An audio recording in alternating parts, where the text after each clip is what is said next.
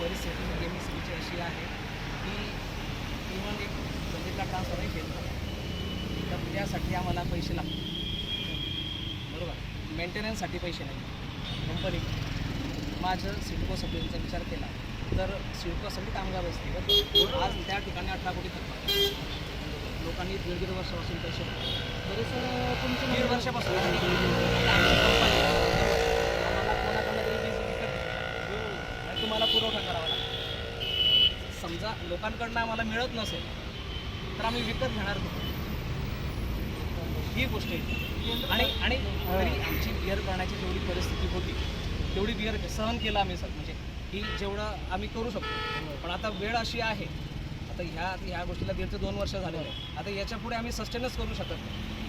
शेवटी नाईलाजास्तव या गोष्टी आम्हाला कराव्या लागतात, लोकांपर्यंत पोहोचावं लागतं आणि तुमचं म्हणणं कडक बरोबर कारवाई लोकांवर करावी लागते. नाही, तुमचं म्हणणं बरोबर, तुम्ही कारवाई करा, पण तुम्ही कारवाई करा, पण त्यातून सुद्धा मार्ग निघू शकतो. जर समोरचा जर अर्धे पैसे कोणाकडे अर्धे कोणाकडे 1/4 आहे, जर ते तुम्ही सहकार्य केले ना तर तुमचे पण पैसे वसूल होतील, त्याच्यात तुमचं लाईट आणि समोरच्याचं पण डोक्यावरचं म्हणजे कमी होणार. जर तुम्ही जर म्हटलं की नाही पूर्ण भरा, पूर्ण करता करता त्याचं लाईट बिल वाढत जाणार, त्याचं जर लाईट बिल वाढत गेलं तर पुन्हा त्याची कॅपॅसिटी कमी होणार. बरं, लोकांना जेवढं शक्य होतं ना अगोदर लोकांनी हप्ते करून घेतले, या अगोदर हप्ते करून घेतले. पण वर्ष कोरोनाच्या काळात नाही, कोरोनाच्या काळात प्रत्येकाची परिस्थिती खूप डाऊन झालेली.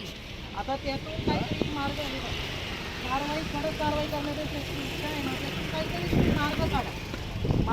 मार्ग काढला तर सगळं काही होऊ शकतं. जर नाही मार्ग काढला तर मग हे तू मैमत करण्यात काय अर्थ नाही.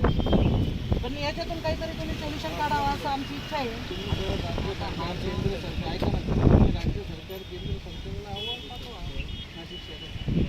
आता हा जो निर्णय आहे चा विषय नाही, लक्षमध्ये बरोबर, हा धोरणात्मक निर्णय आहे. हा शेवटी आम्ही वर्षांकडेच पाठपुरावा तुम्ही माझ्याकडे दिले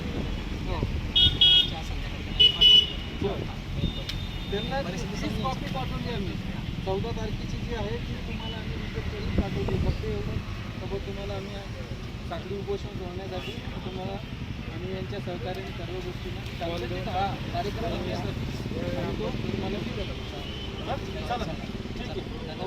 भारतीय राष्ट्रवादी पार्टीचा